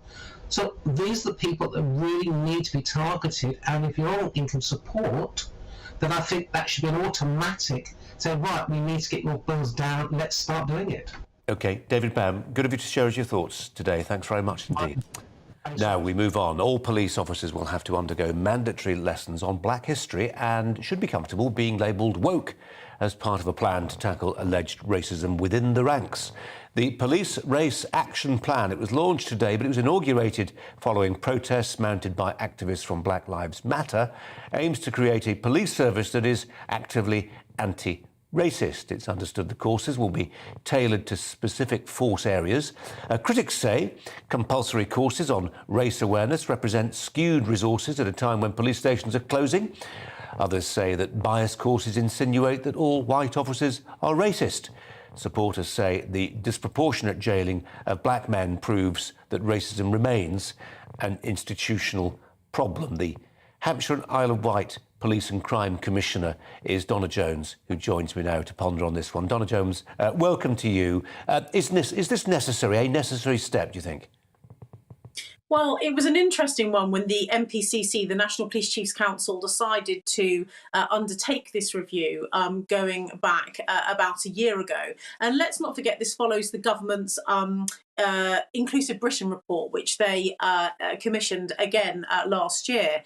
I think there's been a number of things that have happened in British policing, haven't there, over the last few years. The tragic death of George Floyd 2 years ago has triggered a huge reaction in Britain. We've seen the Black Lives Matter movement, as you've just mentioned, grow in popularity, grow in their power, and their voice has got so much stronger. There have been a number of things that have happened, particularly within the Metropolitan Police, which have damaged, I think, the reputation of police forces across the country. When the sorry, Donna, forgive me, just on Black Lives Matter, are you comfortable that this process, which maybe, I'm sure many people will feel, is worthy in itself, but does seem to have been inaugurated, the proximate cause of it was the Black Lives Matter movement, which I know has many supporters, including in television, but also is very controversial. There are people who in recent weeks have been looking about where their money comes from. But this is a process very much linked with BLM. Well, yes, it is. And that's why I think it's interesting that the National Police Chiefs Council went down that route particularly. Now, coming to BLM, to answer your question, I want to make it abundantly clear before I make the statement I'm about to make about Black Lives Matter that I am wholly supportive of making sure that every police officer, anyone in this country that is in a position of trust or authority on behalf of the government, including people like myself, elected individuals, are representing everybody, regardless of their colour, their religion, their sexuality, whatever protected characteristic they may have. That is absolutely sacrosanct. However, and I come back to Black Lives Matter, I do have an issue with an organisation who stands for defunding the police. I believe that we need a police force, strong police forces across the country to keep law and order and to policing by consent by most law-abiding members of the public. So there have been a number of things that Black Lives Matter have done, which I think are disappointing and I wish they hadn't have done them and into the criminality. But also they have raised some important issues in this country. So it's bittersweet, isn't it? But certainly they're an organisation that I am very focused on looking at what they are doing, looking at where that money's coming from, and particularly around, the core principles, the fact that they have in the past stood for defunding police, which is not sensible in my mind. Yeah. Don Jones, if you were confronted, or your chief constable, HR, brought it to his attention that one of their officers was simply refusing on a point of principle, ideological principle, to submit to a compulsory and mandatory bias course, and was therefore jeopardising their career. What would your response be to that? Do you think it's something that people can express a conscientious objection to, or is it something you simply have to submit to? Yeah, well, I have spoken to my Chief Constable about this at length, and in fact we put out a joint statement today. I do not believe that Hampshire Constabulary, the force which I am elected to hold to account, is in any way racist. Now, that's not to say that there are not individuals that may be working as a police staff member or a police officer who may well make untoward comments or do things they shouldn't be doing, whether that's about someone's sexuality or the colour of their skin. But I do not believe that we have an inherent racism problem in Hampshire Constabulary, and if I did, I wouldn't be a very good police commissioner if I wasn't doing something about it. And the same goes for my Chief Constable. So I do think that in terms of mandatory courses, well, all new police officers now, when they are being trained up in their initial 2-year training period, they are, these kind of things about having unconscious bias and being aware of, the use of stop and search and how stop and search can be interpreted by certain ethnic groups, the number of black people in the country that are likely to be searched in certain police forces more than others. Those are the sorts of things that officers are trained and are aware of. And that is the world in which we live today. And I think it's right and proper that they are given all of the information that they need. In terms of somebody objecting to a mandatory course, well, I think we'd have to ask why they were offended about learning more about unconscious bias. What does that reflect about, their own background? Is it because they're married to somebody who perhaps is from a different ethnicity and therefore they feel they don't need it for that reason? There could be a whole host of things. Donna Jones, always good to talk to you. Appreciate your time. Thanks very much indeed. Andrew Pearce is with us today. Thoughts on this one, Andrew? God. I can't bear all this compulsory mandatory. We've all got to be woke. No, we don't have to be woke. And do all police officers really have to be told what it is to be racist? I just think it's a little out of proportion. There's the problem with arresting stop and search and young black men in our inner cities is because they are predominantly caught up in the drugs trade, and so the police, perhaps they should do stop and search in a more intelligent, targeted way. But I don't think that's going to be anything to do with racism training. That's to do with operational matters, I'd have thought. And the point about being the linkage with BLM, which is just the timing of the thing. This is a review that started in the wake of the BLM protests. You may be coincidental. It's not coincidental. No, it's not. No, and Black Lives Matters, I have big issues with it because it's an organisation that ultimately wants to defund the police. Its organisation's got Marxism roots, and I certainly wouldn't take the knee. And I'm troubled when I see police officers doing so. OK. Andrew, for now, thanks very much. Boris Johnson's facing fresh questions after photographs showing the Prime Minister drinking at an event during a lockdown were published. The pictures released by ITV News, I think we got them in around about this time yesterday, didn't we? Are believed to show the Prime Minister at a leaving party in November 2020. Only one person who attended the event was fined, but the PM wasn't. The Metropolitan Police facing calls to explain why Mr Johnson didn't receive a fine. Our political editor, Darren McCaffrey, chewing over this one, as you've had to, Darren, for what feels like weeks, if not months. Months, definitely months, I can tell you that. First of all, do these pictures change the game in many regards? I'm not entirely sure they do. They are clearly quite, in many ways, evocative for people on either side of the debate. For those, I think, that think the Prime Minister has misled us and was at a party, it's clear evidence. For others, it's a reminder of how complex this all is, because, not least of all, as you would have seen in that picture, there is the red box suggesting the Prime Minister had merely popped in, and questions about what extenuates as a work event under the rules. But, this is a reminder that this story is not going away, and it's not going away, not least of all, because we're going to get Sue Gray's report almost certainly tomorrow. It'll be issued by Downing Street. The Prime Minister will then go to the Commons. He will listen to MPs and answer questions for hours. He's then going to meet his own Conservative backbenchers, and then most likely going to have a press conference as well.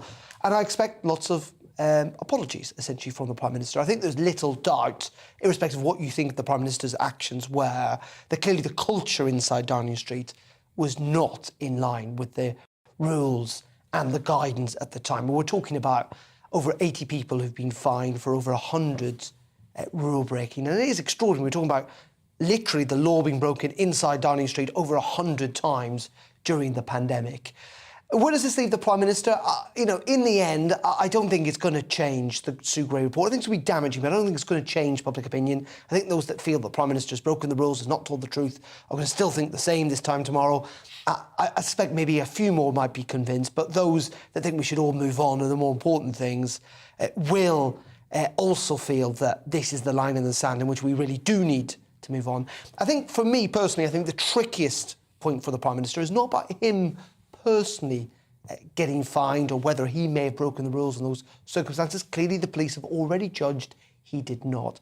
It's when he said in Parliament repeatedly that no rules were broken and the guidance was always followed. And more importantly, he was angry. He was angry when he found out the rules had not been adhered to. Many people will look at that picture and go, hold on a minute, how... Well, some people will look at it and say it looks an awfully like the one from Durham. Well, it's simply, but how did you not know these rules were being broken? And I know there's going to be a panorama tonight in which people are going to say, this happened not just once, this happened a couple of times, where the Prime Minister turned up. But the editor of Panorama doesn't get to choose the Prime Minister. Conservative MPs do. Andrew Pearce, that's the brute reality. Yeah.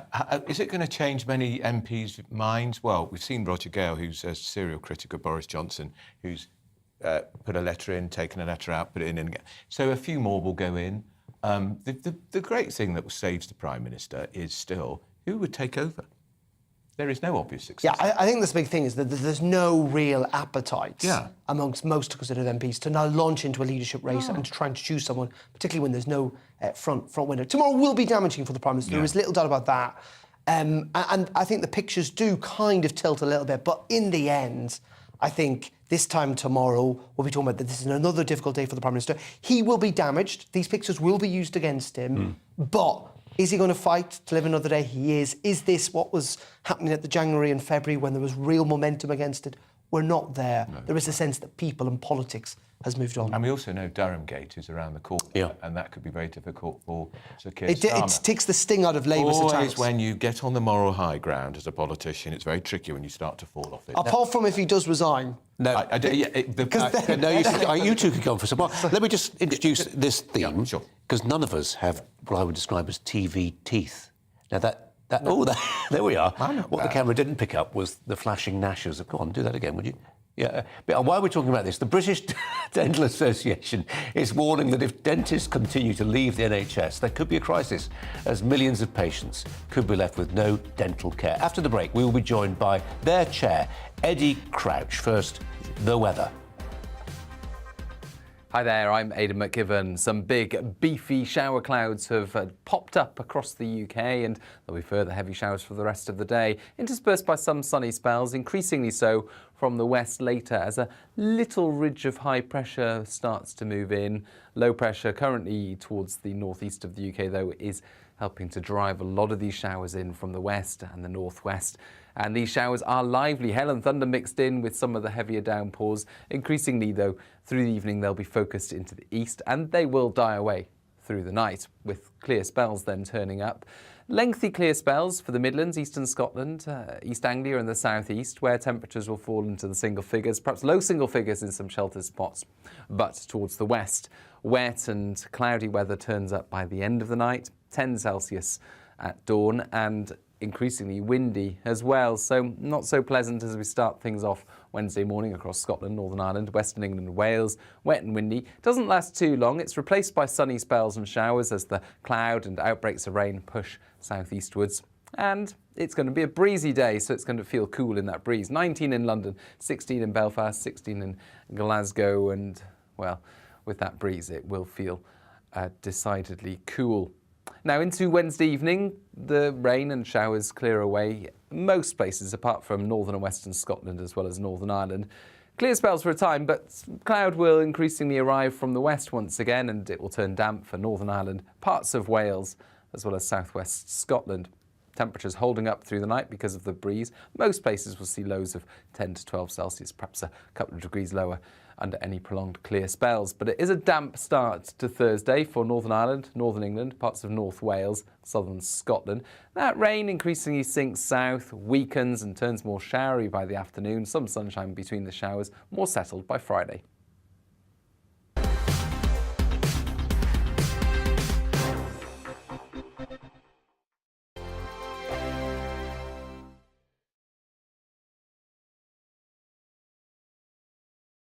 We are GB News. We're right across this great nation. On TV. On radio, on digital. Absolutely everywhere. We don't talk down to you. We embrace all voices. With honest and civilised conversation. We're not part of the establishment. We're one of you. And we're only getting started. Join us on GB News, The People's Channel. Britain's news channel. Every morning from 6 o'clock, we'll wake you up with GB News Breakfast with all the stories you didn't know from the night before. So whether it's serious news, entertainment, or your own views from all over our great nation, we're here to kick off your day with a smile. The national media should be reflecting and reporting what's happening here. You will notice the northwestern accents. Whether you're with us on TV, radio, or online, every morning, it's breakfast from 6 a.m. Hope you can join us. Join us for Ministry of Offence, the comedy panel show that's just like the news, in that the left fights the right and it doesn't really seem to matter who wins. We cover the big stories. It was in fact a troop of baboons and not angry vegans. I like that. And the really important stories. Fat naked cow gets stuck in swimming pool. It's a headline in a lot of local newspapers. Yeah. We're on the same team, Nick. Yeah, but I'm just helping you. Join us for Ministry of Offence, Saturday nights, 8 o'clock on GB News. I'm Dan Wootton. Join me Monday to Thursday from 9 to 11 for the feistiest and most fun news debate on TV, where free speech reigns. I'll bring you a sharp take on the day's biggest stories, bombshell newsmaker interviews, and A-list guests. And I guarantee you, no spin, no bias, no censorship, and no reason to go to bed. That's Dan Wootton tonight, Monday to Thursdays from 9 on GB News.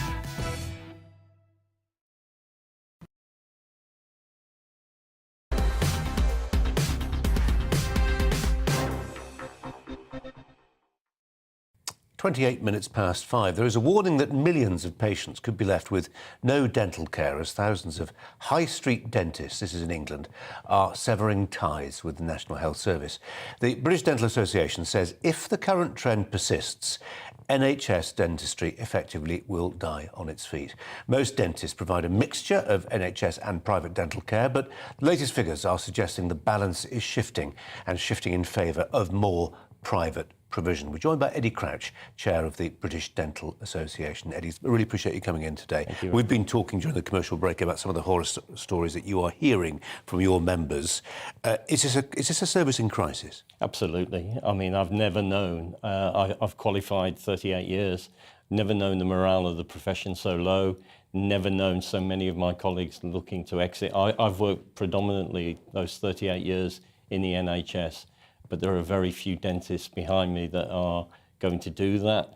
Our survey recently that we carried out for the Health Select Committee today indicated there's a growing trend of dentists who are not either working full-time in the NHS or planning to leave in the next 12 months. And that's why I think it's really urgent that the system is reformed very, very quickly while patients still have a chance of having an NHS service there.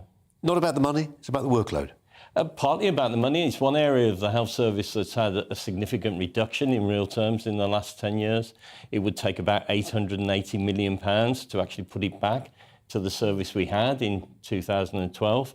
Well, you say it's not about the money, but I mean, what would a typical dentist earn just doing NHS work? Can we put a number on it? The average dentist has seen about a 40% drop in income. I know. What typically are they earning? About £65,000. Okay. Yeah. If you're working full-time. And as you say, you go to the private sector, it's not the case that necessarily you double your money, but you're just facing fewer patients coming through the door. Yeah, I mean, I had a colleague of mine talking to me just a few weeks back who had worked the whole day in the NHS system and earned £9 because of the perversion of that NHS system. Andrew Pearce has got that look on his face. It's extraordinary. Yeah. And there doesn't seem to be a sense of urgency, though. If you go into the House of Commons, and I know there was a select committee today, they're not talking about that. They talk about hospitals and shortage of GPs, but they're not talking enough about dentists. And I know anecdotally about the number of people who can't get to see an NHS dentist. And when I've talked to people on my LBC radio show, telling me they've removed their own teeth using whiskey as an anaesthetic, which I think you probably know more about that than I do. Well, I don't think it's a great the whiskey. anaesthetic, to be whiskey. honest.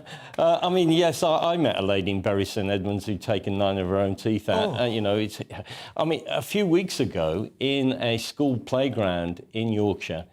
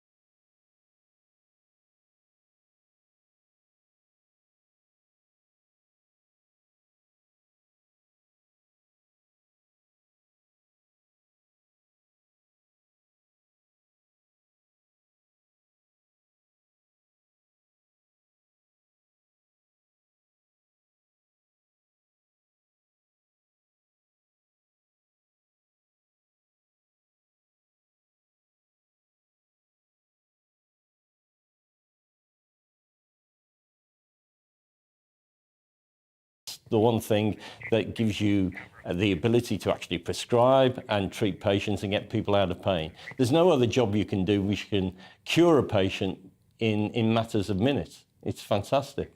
Eddie Crouch, really good of you to come in today. Really appreciate your advice and your thoughts. Thanks very much indeed. Coming up, we'll debate the big topic of the day. We're asking, is parenting rewarding enough? They're making a lot of noise, those two. Don't walk in front of the camera, Eddie. On a Mumsnet of 2 is questioning just that after she asked if women are oversold the idea of motherhood as girls. We'll discuss that with the head of podcasts at Dadsnet, as well as the mother of 4, Belinda DeLucy. But first, the latest news headlines with Polly.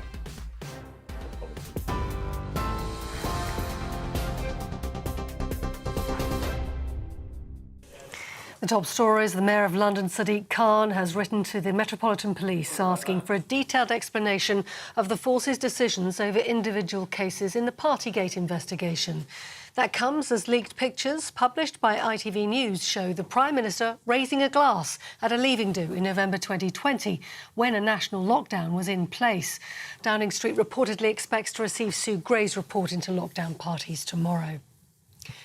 The energy regulator, Ofgem, expects the energy price cap to rise by more than 40% in October. The chief executive says households could be paying almost £3,000 a year because the war in Ukraine has meant gas prices are volatile. The number of confirmed monkeypox cases in the UK has risen to 71, with 14 new cases identified in England. UK health officials believe the risk to the population remains low, but they are keeping their advice under review.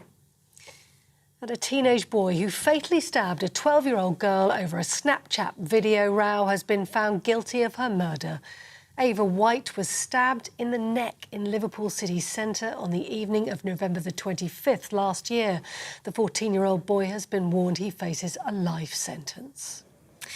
And over 130,000 plus journeys have been made on Crossrail's Elizabeth line, which opened to the public this morning. Hundreds of enthusiasts from across the country and indeed across the world queued in central London, hoping to be among the first passengers to take a ride. The Mayor of London, Sadiq Khan, described it as a game changer that will benefit the whole country.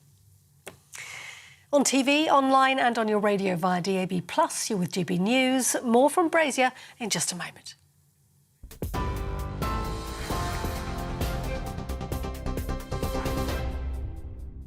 Direct Bullion sponsors the Finance Report on GB News for gold and silver investment. And a quick snapshot for you of today's markets. The pound is 1.249 to the dollar. The pound is 1.182 to the euro. And the price of gold currently standing at £1,489.17 an ounce. Direct Bullion sponsors the Finance Report on GB News, investments that matter. We are GB News. We're right across this great nation. On TV, on radio, on digital. Absolutely everywhere. We don't talk down to you. We embrace all voices. with honest and civilised conversation. We're not part of the establishment. We're one of you. And we're only getting started. Join us on GB News, the People's Channel, Britain's news channel. Every morning from 6 o'clock, we'll wake you up with GB News Breakfast with all the stories you didn't know from the night before. So whether it's serious news, entertainment, or your own views from all over our great nation, we're here to kick off your day with a smile. And the national media should be reflecting and reporting what's happening here. You will notice the northwestern accents. Whether you're with us on TV, radio, or online every morning, it's breakfast from 6 a.m. Hope you can join us. Join us for Ministry of Offence, the comedy panel show that's just like the news, in that the left fights the right and it doesn't really seem to matter who wins. We cover the big stories. It was in fact a troop of baboons and not angry vegans. I like that. And the really important stories. Fat naked cow gets stuck in swimming pool. It's a headline in a lot of local newspapers. Yeah. We're on the same team, Nick. Yeah, but I'm just helping you. Join us for Ministry of Offence, Saturday nights, 8 o'clock on GB News. I'm Dan Wootton. Join me Monday to Thursday from 9 to 11 for the feistiest and most fun news debate on TV, where free speech reigns. I'll bring you a sharp take on the day's biggest stories, bombshell newsmaker interviews, and A-list guests. And I guarantee you, no spin, no bias, no censorship, and no reason to go to bed. That's Dan Wootton tonight, Monday to Thursdays from 9 on GB News.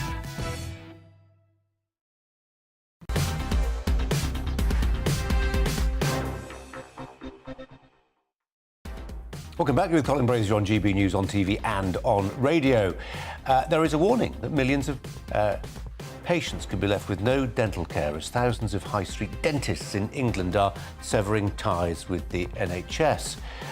We'll reflect on that story a little bit more, but for now, our top stories just after 4:30. The typical household energy bill is set to rise by about £800 a year from October. The Ofgem boss, Jonathan Brearley, said the energy price cap, which limits how much providers can raise prices, is expected to increase to £2,800 a year because of persistent volatility in gas prices. The UK Health Security Agency's confirmed the number of monkeypox cases in the UK has risen to 71, 14 new cases identified in England today. Health experts stress that the overall risk remains low and the disease can be contained. And the long-awaited Elizabeth line opened today. The 73-mile railway from Essex to Reading via London has seen delays and has gone over budget, but more than 130,000 passengers piled aboard the first trains running within the first few hours of its launch. Another debate this hour: is parenting rewarding enough to really make it worthwhile? A woman has provoked a debate after asking if we are oversold the idea of motherhood as young women. Writing on the British parenting forum Mumsnet, the woman explained that although she loves her two children, she's not sure that the rewards, such as they are, of having children are necessarily true. She said she'd been, quote, thinking deeply about her feelings on motherhood and wonders, is it all worth it? We're asking, is parenting rewarding enough to make it worthwhile, given some of the sacrifices? We're joined by the head of podcasts at Dadsnet, Jack Allen, and the former Brexit Party MEP, and perhaps more relevantly, mother of four, Belinda de Lucy. Welcome to you both. Jack, to start with you, the sacrifices, are they worth it? Well, the sacrifices are present. Let's just say that. Like, I think everyone tells you before you have children that it's going to be hard. You don't know how hard it's going to be until you have children. And I personally went through the ringer when I had my two boys. I had postnatal depression. I suffered mental burnout. I've had a career change. And there's still not a moment where I would change that for the world. You know, I've got my two healthy boys, and they are the apple of my eye. They're my absolute pride and joy. But Belinda, it almost sounds, I mean, the way that Jack tells it, it almost sounds like a conspiracy of silence amongst existing parents to those thinking about it. Well, there's nothing wrong with sort of venting now and again at how tired you are or needing a glass of wine at the end of the day because you've had screaming teenagers. But, you know, it is hard work being a parent. But what's wrong with hard work? Why is hard work getting such a bad name? You know, anything worthwhile takes sacrifice, takes blood, sweat and tears. You want the gold medal at the Olympics, you want it bad, so you work really hard. And yes, you may have injuries, but you get your goal, you get your prize. Children are absolute gifts and blessings if you bring them up well. You know, I have to say that you've got to really invest in the children, especially between the ages of 0 to 5, with tough love. You know, I run my house like a ship with my 4 girls. I had 4 under 5. I didn't sleep for 5 years. I had to have sleeping pills just to retrain my body to get back into the sleeping pattern. But it's absolutely worth it. The joy, the seeing the world through young eyes again is such a blessing. And I personally experienced such loss with losing my first daughter. She was stillborn at term. And many couples go through miscarriages. Many couples can't have children. And listening to parents. Belinda's frozen. Let's go back to Jack Allen. Jack, the old national stereotype is that we in Britain, we're not that keen on kids, really, compared to countries like, say, Italy. But actually, if you look at the birth rate in Italy, it's even lower than ours, and ours is at a record low. Have we created a pro-natal culture in this country, or, if I can use the phrase pejoratively, an anti-natal culture? That's an interesting question. As in really encouraging people to have children, you mean? No, that there isn't a supportive culture in Britain apt to the creation of new life. I mean, that's not something I would say. Well, let me spell it out for you, Jack. You know, I can point to resorts on a map in the UK where the hotels don't welcome kids. I can point to experiences I've had as a father on a plane with young children where people have stared at me long and hard because my child has had the temerity to bawl and scream. It's not very pleasant, but at the end of the day, we weren't hijacking the plane. What I'm saying is, it doesn't feel like a country that is particularly supportive of the act of childbearing. And given that our birth rate is now way below replacement level, this isn't just a private matter anymore. It ought to concern everybody. That's why I asked the question. I think there's a big movement towards support, and social media really helps that. You know, it's possible that kids should have been seen and not heard in previous generations, but with the rise of communities like Dadsnet and Mumsnet on Facebook and other social medias, I don't think that's the case anymore. I think parents are talking much more openly about it and about their struggles, because if everyone knows they're going through it together, I mean, that's why at Dadsnet we started these the podcasts that we do now. I'm on a podcast called Loose Dads, and it's 4 dads sat around talking about how hard being a dad is. But you also talk about how great it is sometimes. But it's those moments where you can sit there and have a vent and go, this was really hard today.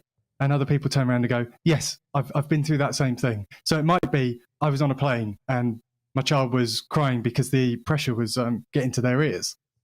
And rather than everyone on the plane sitting there and going, oh, I wish that baby would be quiet, you've got 4 dads on the podcast, or you've got the entire Dadsnet community going, I've been there, you're not alone. And I think that really helps. That's a massive help to the communities. Yeah, I think we had Belinda de Lucy back. She was smiling and looking on the point of making a really crucial intervention in our conversation, then the screen went black. Jack Allen, we're going to leave it there, but we appreciate your thoughts today, and our thanks as well to Belinda for her brief contribution. Andrew Pearce is alongside me. He's in the studio, so he can't disappear, at least not easily.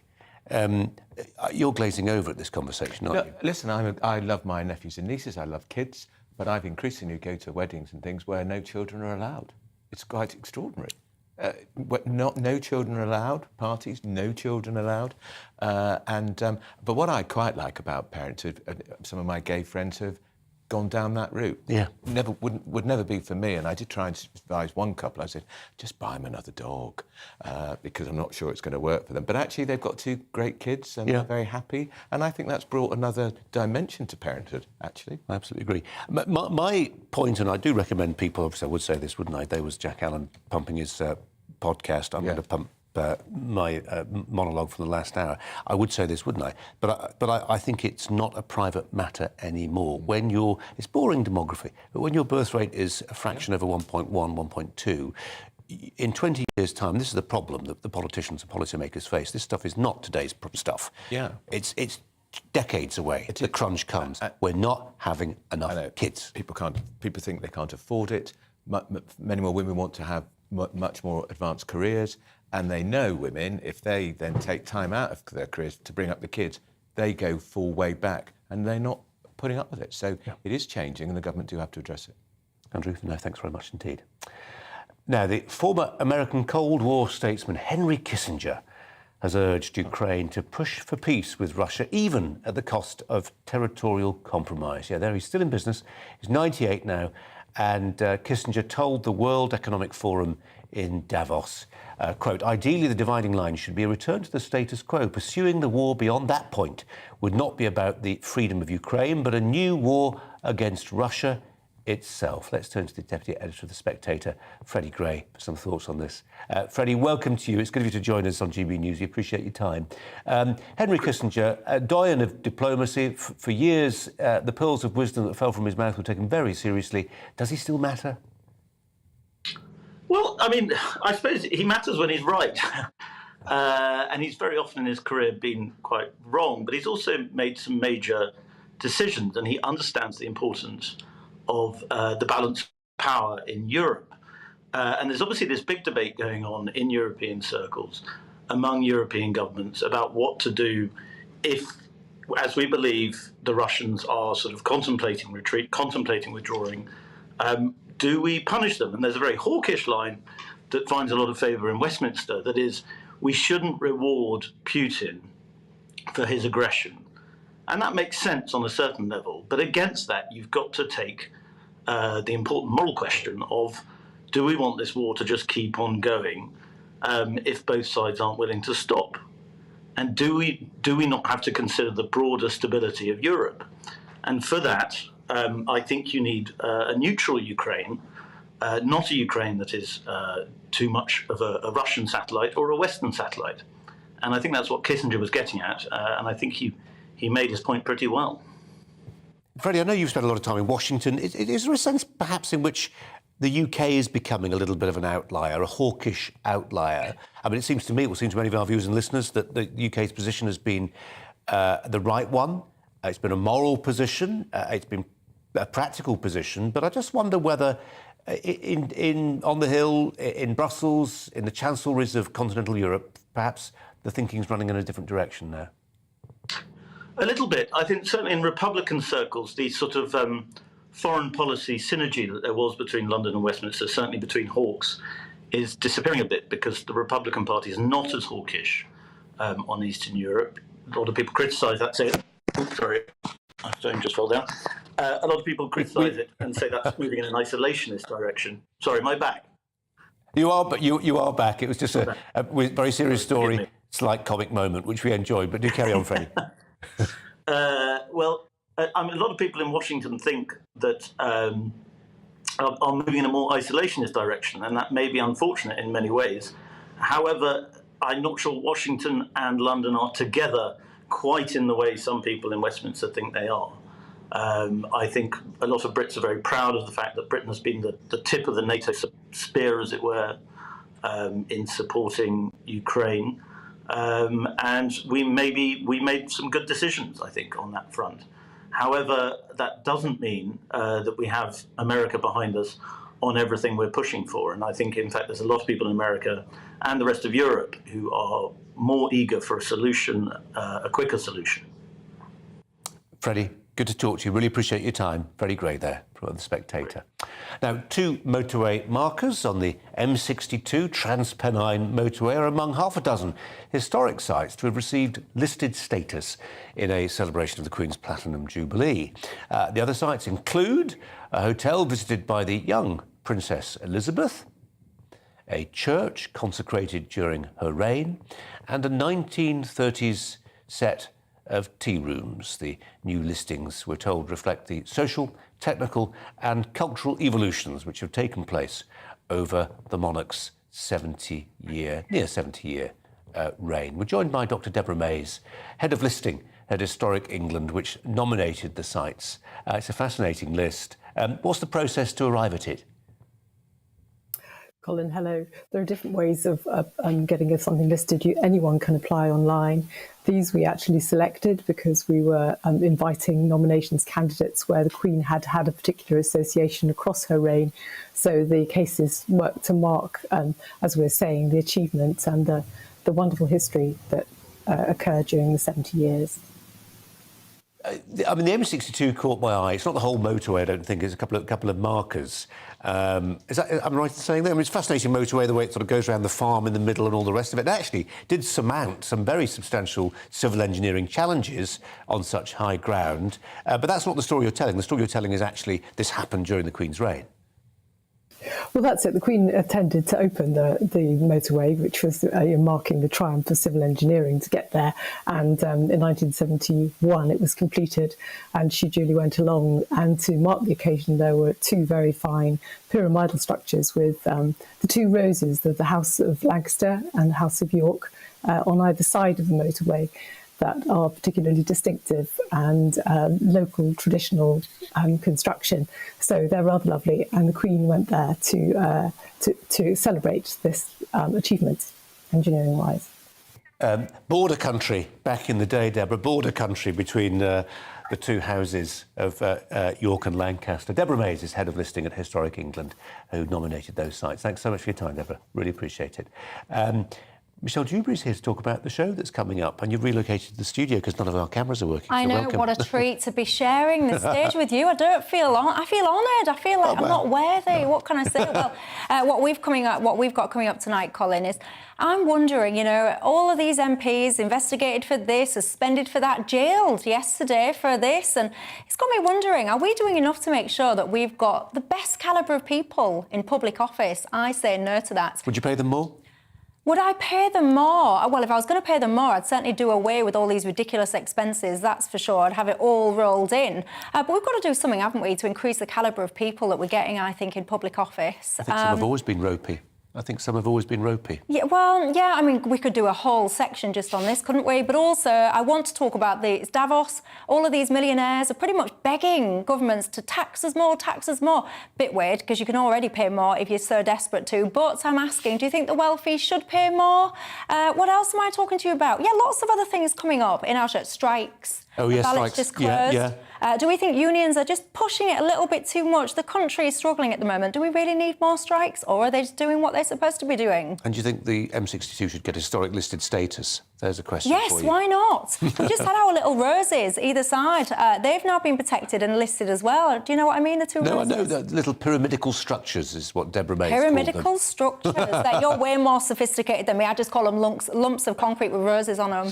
Michelle, you can go and find your camera now, but thanks for coming over. Thank you, Colin. Thanks a lot. Just got time for a couple of emails, and we can try and assess what really got your gander today. There was a bit on parenthood. Kim said, if you have children, then you should pay for them and not expect the state to do so. It's a lifestyle choice for many who take off the taxpayer and do it because they've often steered into benefits or take it by choice. Have children if you can afford them. There's more on parents there. This on Partygate, which I say many of you feel we're over-covering. Alison says, Boris was the boss and allowed the party to happen. No fear factor of COVID. We are fed up with Partygate in Westminster across the board. But when it comes to voting, it will not be forgotten, no matter how far back it is. How many people does Alison speak for? We're told by Darren McCaffrey, our political editor, that we will get the Sue Gray report. Do you care? You'll get plenty of it tomorrow. Michelle's next.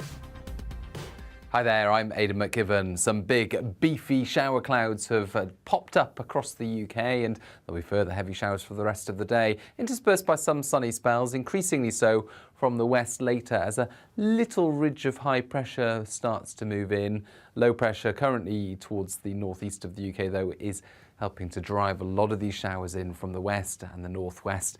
And these showers are lively, hail and thunder mixed in with some of the heavier downpours. Increasingly, though, through the evening they'll be focused into the east, and they will die away through the night, with clear spells then turning up.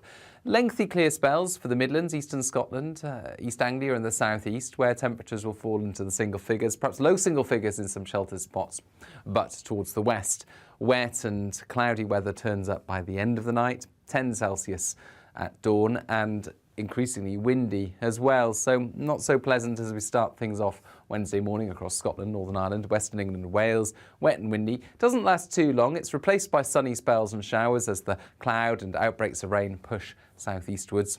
And it's going to be a breezy day, so it's going to feel cool in that breeze. 19 in London, 16 in Belfast, 16 in Glasgow, and, well, with that breeze it will feel decidedly cool. Now into Wednesday evening, the rain and showers clear away most places apart from northern and western Scotland as well as Northern Ireland. Clear spells for a time, but cloud will increasingly arrive from the west once again, and it will turn damp for Northern Ireland, parts of Wales as well as southwest Scotland.